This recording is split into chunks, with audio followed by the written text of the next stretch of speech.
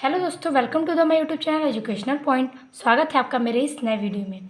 आज मैं लेके आई हूँ केमिस्ट्री का लेक्चर 3। मैंने 2 लेक्चर तो वीडियो अपलोड कर दी है। अब ये आगे का जो टॉपिक है हमारा केमिस्ट्री का सॉलिड स्टेट यानी कि ठोस अवस्था, उसके लेक्चर 3 के बारे में आज हम जानेंगे कि इस लेक्चर में क्या क्या होने वाला है। तो जो पहले की टॉपिक थी दूसरे लेक्चर में, वो उतने हेडिंग तक मैंने समाप्त किया था। तो आज हम देखेंगे कि क्रिस्टल दोष क्या है। तो आइए जानते हैं कि क्रिस्टल दोष क्या है।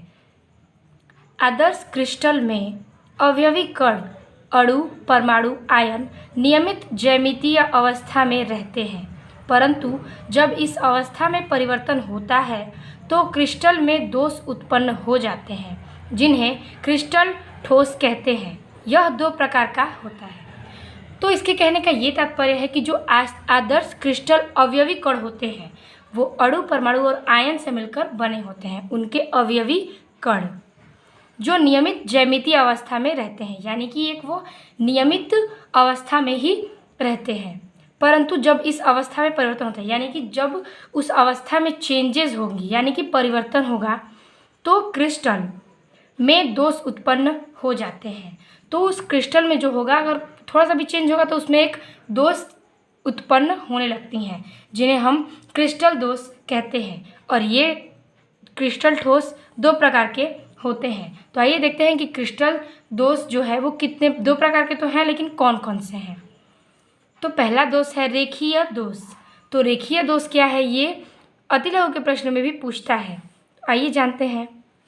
जब जालक बिंदुओं की पूर्ण पंक्तियों की व्यवस्था में अनियमितता या विचलन के कारण जो दोष उत्पन्न होते हैं रेखीय दोष कहलाते हैं।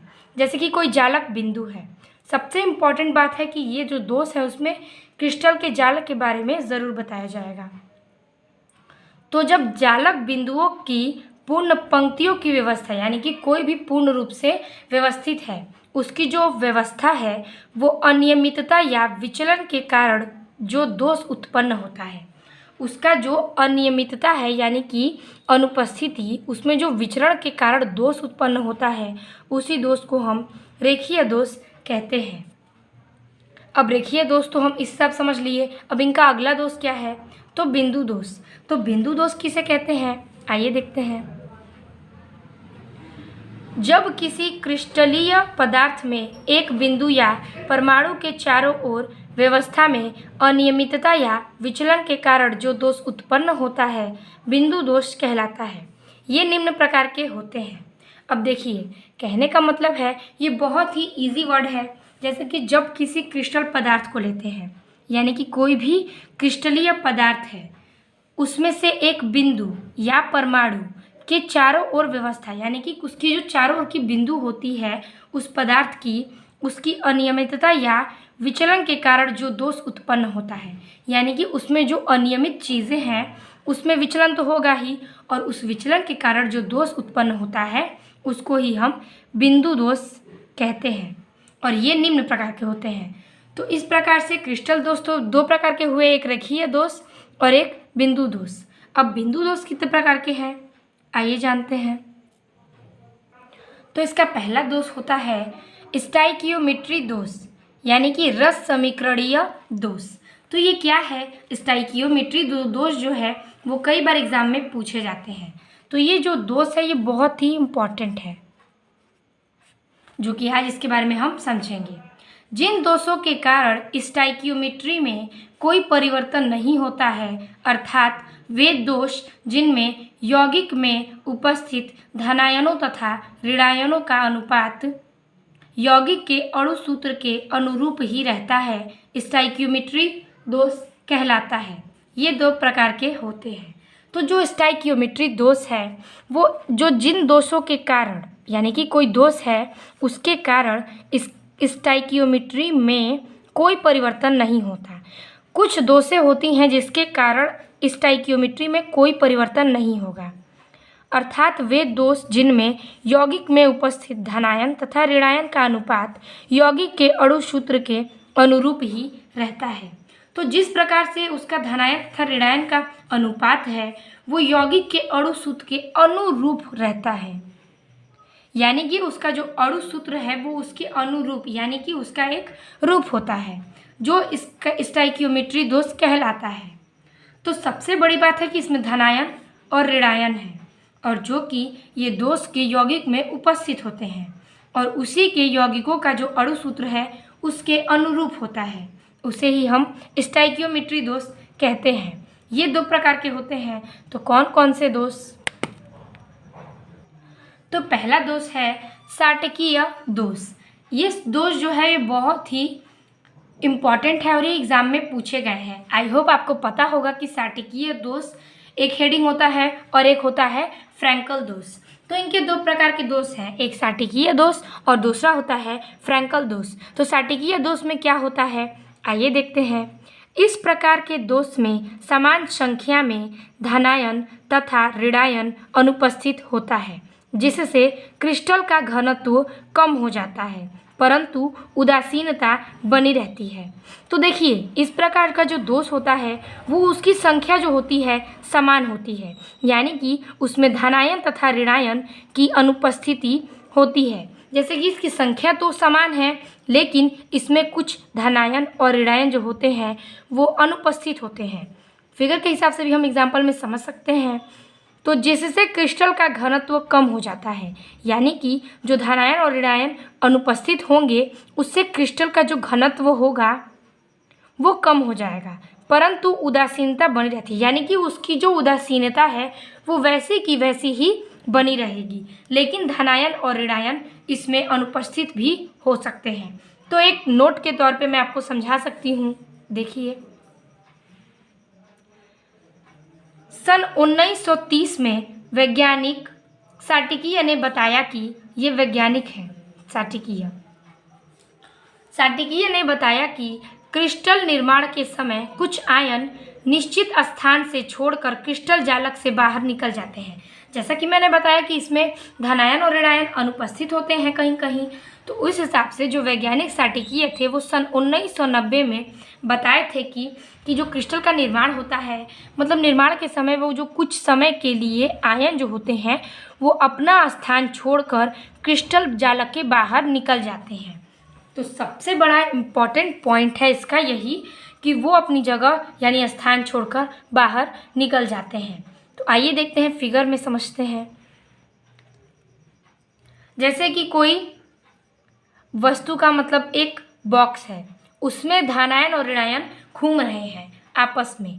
तो साटिकीय दोष में देखिए एक प्लस माइनस, यहाँ माइनस है लेकिन एक प्लस गायब है, और यहाँ माइनस प्लस, ये प्लस माइनस और यहाँ का प्लस गायब है। तो कहने का मतलब ये है कि इसमें जो क्रिस्टल के धनायन और ऋणायन हैं उसमें अनुपस्थित होंगे, और उसकी जो सिद्धांत दिए थे वो साटिकीय वैज्ञानिक ने दिए थे सन 1990 में। तो इस कोष्टक को पूरा तो करता है ये, लेकिन अगर धनायन इसमें कमी होगी और ऋणायन की, तो ऐसा नहीं है कि उसकी उदासीनता कम होगी, उसकी उदासीनता उतनी की उतनी ही बनी रहती है। बस ये जो इसके धनायन और ऋणायन के जो कारक हैं वो कुछ समय के लिए अपनी जालक बिंदु से बाहर आ जाते हैं। तो इसी दोष को हम कहेंगे साटकीय दोष। आइए देखते हैं कि फ्रैंकल दोष किसे कहते हैं। तो दूसरा हमारा प्रकार है फ्रैंकल दोष का। फ्रैंकल दोष क्या है, आइए देखते हैं। इस प्रकार के दोष में कोई एक आयन अपने जालक बिंदु से विस्थापित होकर अंतराकाशीय स्थान में चला जाता है। इस स्थिति में क्रिस्टल का घनत्व परिवर्तन नहीं होता, मतलब उसके घनत्व में परिवर्तन नहीं होता, परंतु विद्युत चालकता में वृद्धि हो जाती है। तो इसके कहने का तात्पर्य है कि जो इस प्रकार का दोष होता है, यानी कि फ्रैंकल जो दोष है वो इसमें कोई एक आयन अपने जालक बिंदु से, यानी कि उस पूरे बॉक्स से कोई एक आयन जालक बिंदु से विस्थापित हो जाते हैं, यानी कि वो जालक बिंदु से हट जाते हैं और कहाँ जाते हैं, तो अंतराकाशीय स्थान में चला जाता है, यानी कि वो उस क्रिस्टल जालक से बाहर निकलकर अंतराकाशीय स्थान में चला जाता है। इस स्थिति में क्रिस्टल का घनत्व परिवर्तन नहीं होता है, मतलब इस स्थिति में उसका जो घनत्व है वो जस का तस ही रहता है, परंतु विद्युत चालकता में वृद्धि हो जाती है, यानी कि जो उसका विद्युत का चालन है वो चलता रहता है, उसमें कोई भी कमी नहीं आती है। तो फिगर के हिसाब से हम समझ सकते हैं। तो देखिए, फिगर जो है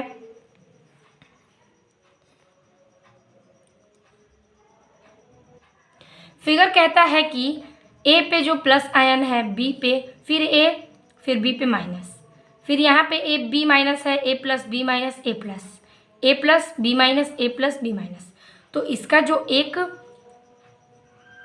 एक आयन है वो अपने जालक बिंदु से हटकर बाहर आ गया है, लेकिन इसकी ये जो कहाँ आया है, तो ये एक अंतरा काशीय स्थान है, वो अपने जालक बिंदु से अंतराकाशीय स्थान में चला जाता है। और इस स्थिति में जो क्रिस्टल का घनत्व है वो इसमें कोई परिवर्तन नहीं होता, यानी कि इस पूरे घनत्व में कोई परिवर्तन नहीं होगा।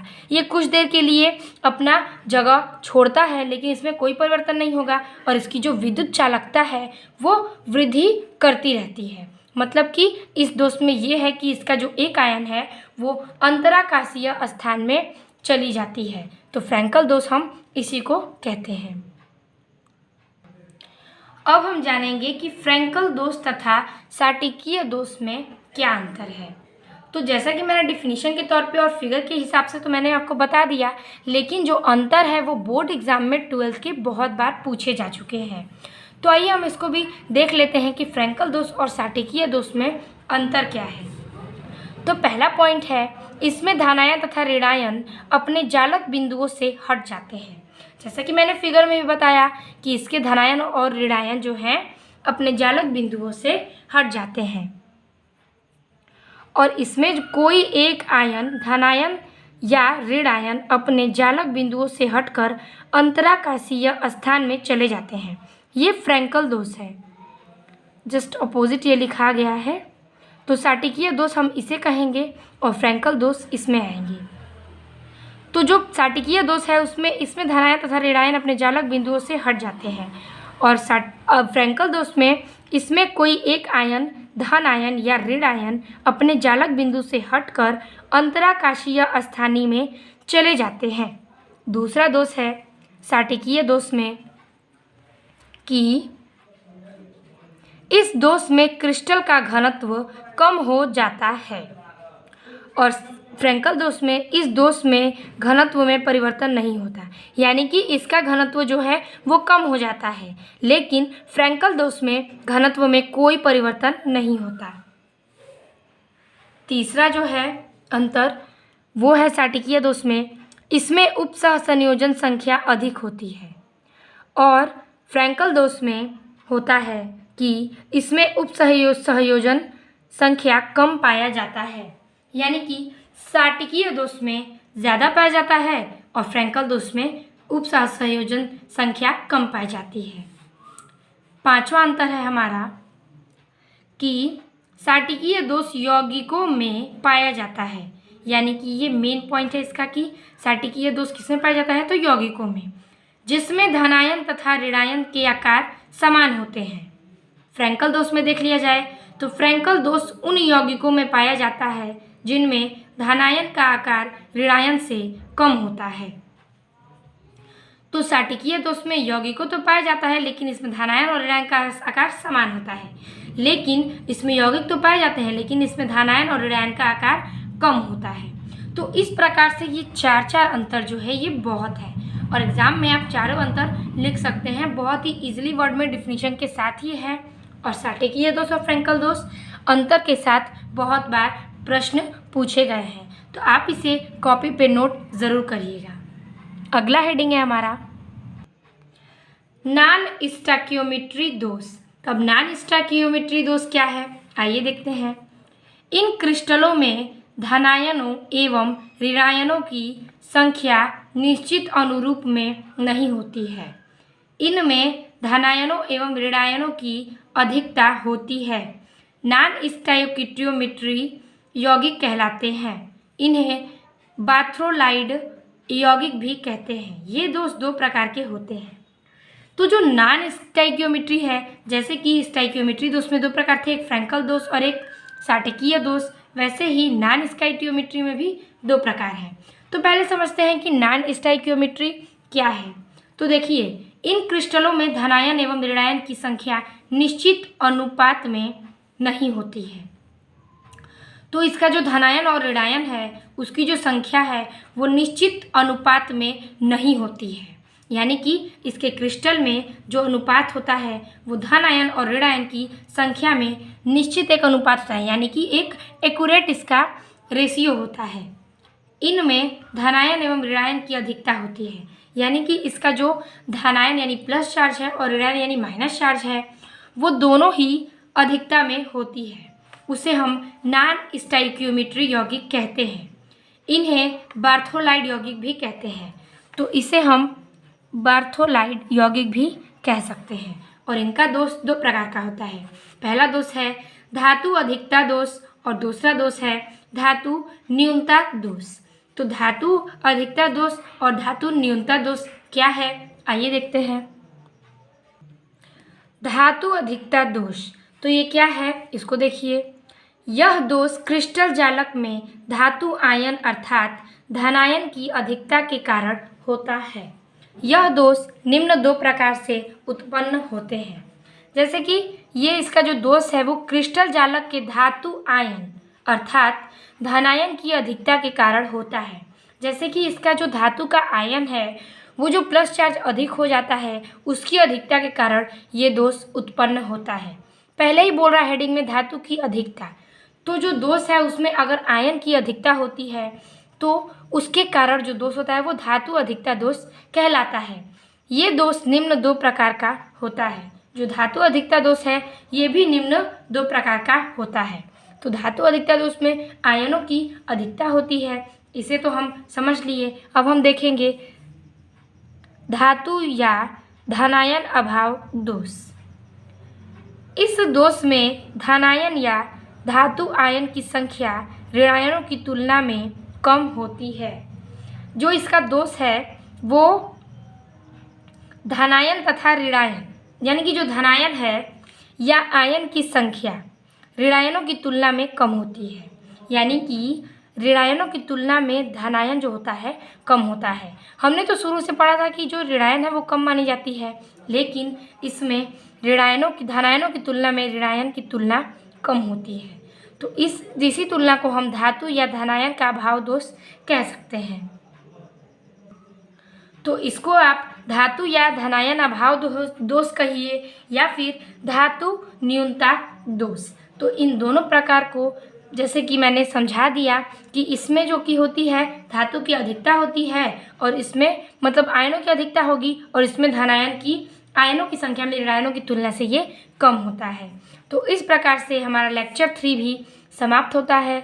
तो जो मैंने 2 वीडियो अपलोड की है वो भी सारे हेडिंग के अनुसार चलते गए हैं और आई होप आपको वीडियो अच्छी लगी होगी और समझ में आया होगा। मिलते हैं आपसे अगले पार्ट में, मतलब लेक्चर 4 में। अगर वीडियो अच्छी लगी हो तो अपने दोस्तों को शेयर ज़रूर करें और लाइक कमेंट और शेयर ज़रूर करिएगा। मिलते हैं आपसे अगले वीडियो में, तब तक के लिए धन्यवाद।